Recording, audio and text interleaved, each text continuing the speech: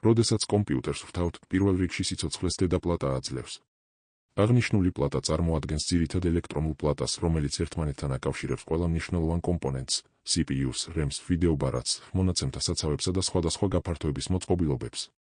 დედაპლატის მთავარი ამოცანაა უზრუნველყოს მონაცემების, ბრძანებებისა და ელექტროენერგიის სწორი გადაცემა სისტემის ყველა ნაწილს შორის. ის შეგვიძლია წარმოვიდგინოთ როგორც კომპიუტერის ნერვული სისტემა, რომლის გავლითაც მოძრაობს მთელი ინფორმაცია. კომპიუტერის ჩართვისას კვების ბლოკი დედაპლატას აწვდის ელექტროენერგიას. თუმცა CPU-ს სხვადასხვა სამუშაო რეჟიმისთვის განსხვავებული ძაბვა სჭირდება. სწორედ აქ ერთვება საქმეში VRM-ი.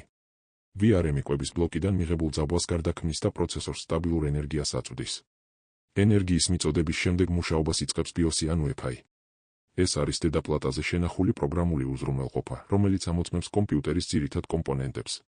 ამ პროცესს პოსტ-სკრინი ან თვითტესტირება ეწოდება.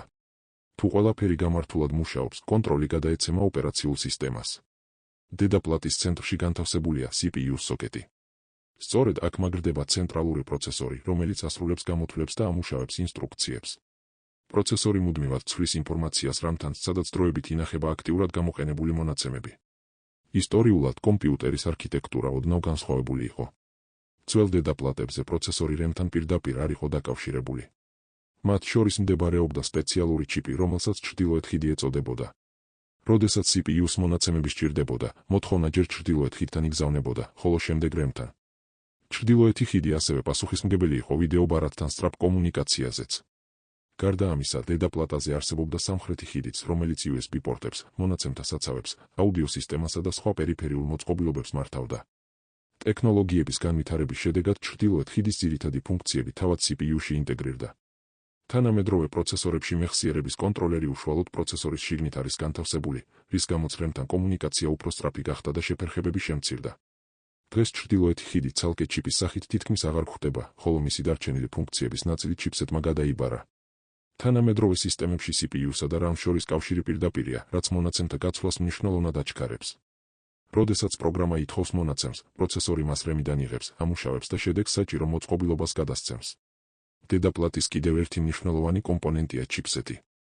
ჩიპსეტი მოქმედებს როგორც კოორდინატორი და მართავს იმ მოწყობილობებთან კომუნიკაციას, რომლებიც პირდაპირ პროცესორთან არ არიან დაკავშირებული. მაგალითად USB პორტები, SATA კონტროლერები, ქსელის ადაპტერები და სხვა პერიფერიული მოწყობილობები.